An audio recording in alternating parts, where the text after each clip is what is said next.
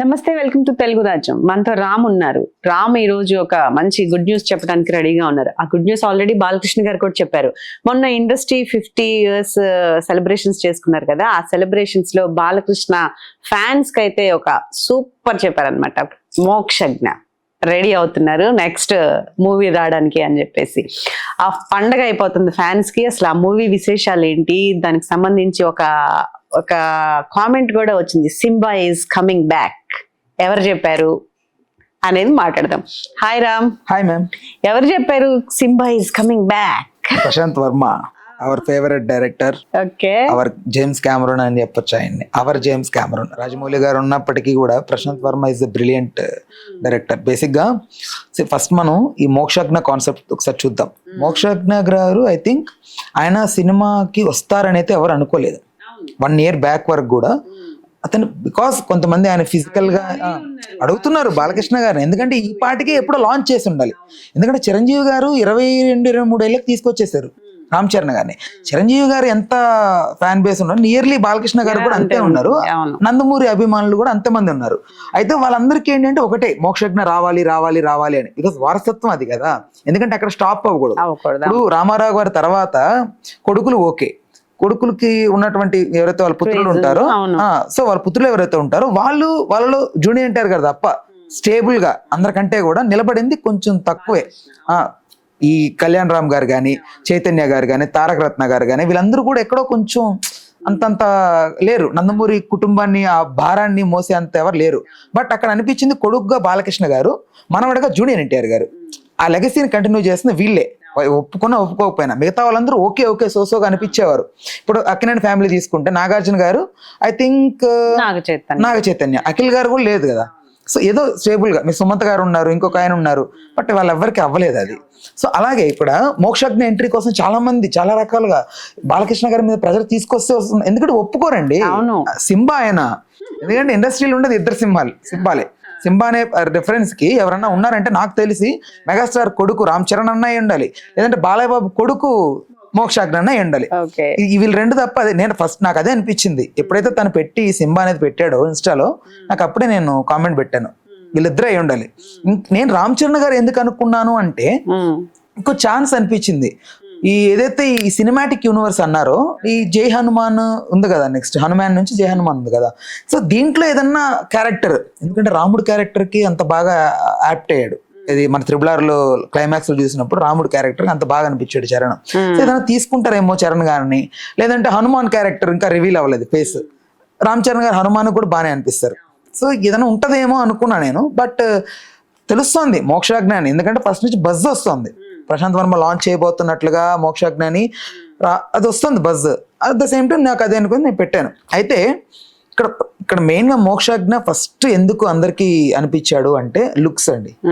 Looks ఆయన కొంచెం ఏదో చబ్బీగా ఉన్నారనో, లేకపోతే కొంచెం వెయిటెడ్ గా ఉన్నారనో, మోక్షజ్ఞ రారులే లైట్ తీసుకున్నారులే, ఏజ్ లేదు అనుకున్నారు అందరూ. బికాస్ ఆయన ఏజ్ కూడా దాటింది, నియర్ 30 ఉన్నాయి. బట్ ఈ పోస్టర్ చూసాక 23 years లాగా ఉన్నాడు ఆయన. ఎంత యంగ్ గా అసలు. అదే అండి, డైట్ అనేది ఎట్లా చూడండి ఒక మనిషిని ఎట్లా మార్చేస్తుందో, అంత యంగ్ అంటే నాకంటే యంగ్ అనిపించింది. ఐఎమ్ 25, బట్ 23 లాగా ఉన్నాడు ఆయన, చాలా కుర్రాడు లాగా. బట్ అతనికి 30 ఉన్నాయి ఏజ్. నియర్లీ మోక్షజ్ఞ తను విశ్వక్సేన్ ఏజ్ ఉంటది నియర్లీ. సో అది చెప్తున్నాను కదా. సో అయితే అక్కడ వరకు ఫ్యాన్స్ హ్యాపీయే, వచ్చేసాడు happy birthday to Mokshagna entry అయిపోయింది. బట్ ఇక్కడ ఏ క్యారెక్టర్ చేస్తాడు PVCUలో, ప్రశాంత్ వర్మ సినిమాటిక్ యూనివర్స్ లో చాలా కైండ్ ఆఫ్ ఉన్నాయండి. అతను ఇస్తున్న అప్డేట్స్ ప్రకారం చూస్తే అతను క్రియేట్ చేసుకున్న వరల్డ్ ఏదైతే ఉందో యూ కాంట్ ఇమాజిన్ అంతే. ఒక జేమ్స్ కెమెరూన్ ఎలాగైతే ఒక వరల్డ్ బిల్డ్ చేశాడో, అలాంటి ఒక వరల్డ్ బిల్డ్ చేసే అంత కేపబిలిటీ ఉన్న వ్యక్తి ప్రశాంత్ వర్మ. సో అంత ఇమాజిన్ ఉంది అతనికి. మనం చూసామండి హనుమాన్ సినిమా ఎంత, దాని బడ్జెట్ ఎంత, అది కలెక్ట్ చేసింది ఎంత. సో ఓకే, మిగతా అవి వేరు, ఫర్దర్ గా రాబోతుంది వేరు. ఈ జై హనుమాన్ కాన్సెప్ట్ కూడా విజువల్ వండర్ అని చెప్తున్నారు. సో దీంట్లో ఉంటాడా అంటే చెప్పలేం. యాక్చువల్లీ డివివి గారి కొడుకు ఉన్నారు ఒక అతను, సో అతన్ని లాంచ్ చేయాల్సింది కూడా ప్రశాంత్ వర్మనే. అధీరా అని ఉంటది, అధీరా అనే కాన్సెప్ట్ ఒకటి తీసుకొచ్చాడు. థండర్ బేసిక్ గా దీనికి ఏంటంటే నేను చేసుకుంది ఒక అనాలిసిస్ అండ్ కొన్ని మాట్లాడుకున్న తర్వాత నాకు అర్థమైంది దాని ప్రకారం ఏదైతే ఈ హనుమాన్లో ఆంజనేయ స్వామికి తగిలినటువంటి ఆ వజ్రాయుధం యొక్క ఉంటదో, సో ఆ బ్లడ్ చుక్క వల్ల అంత సినిమా మొత్తం నడిచింది. అవును. But at the same time కొట్టినటువంటి ఏదైతే ఆ వజ్రాయుధం ఉంటుందో అందు నుంచి కూడా ఒక ముక్క విరుగుతుంది. అర్థమైంది కదా, ఆ ముక్క విరిగి పడుతుంది.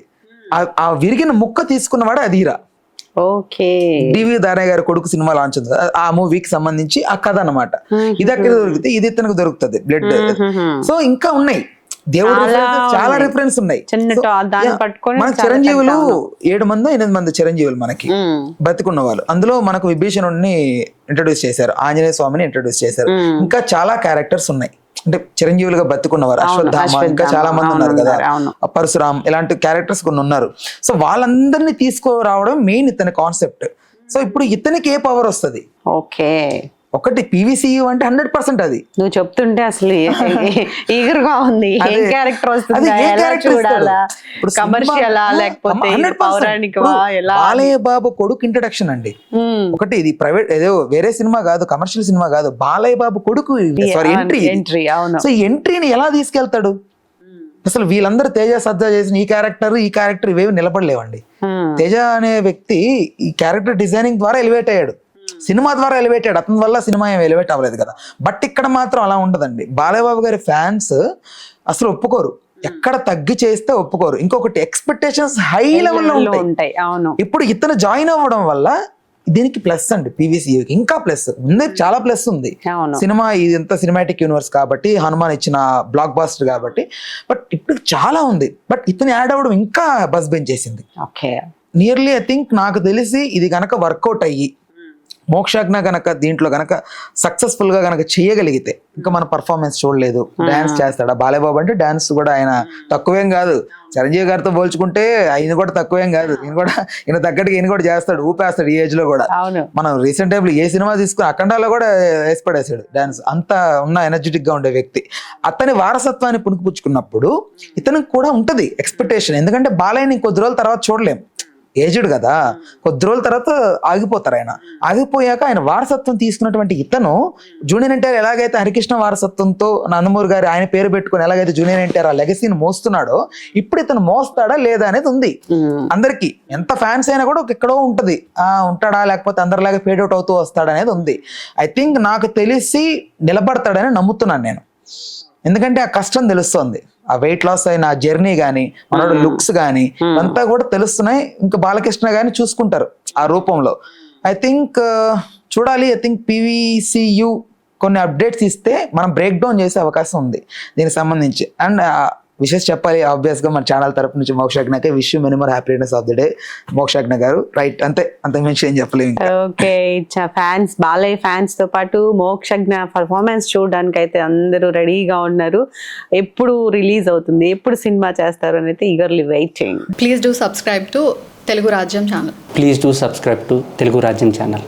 Please do subscribe to Telugu Rajyam channel. Hi అండి, నేను మీ ఆర్పీని, నెల్లూరు పెద్దారెడ్డి చేపల పులుసు ఓనర్ని. మీరు తెలుగు రాజ్యం అనే ఈ యూట్యూబ్ ఛానల్ సబ్స్క్రైబ్ చేసుకుని మంచి మంచి వీడియోలతో వస్తారు. Thank you so much. Hi people, I'm Sonakshi Verma and you please watch Telugu Rajyam and please subscribe to the channel.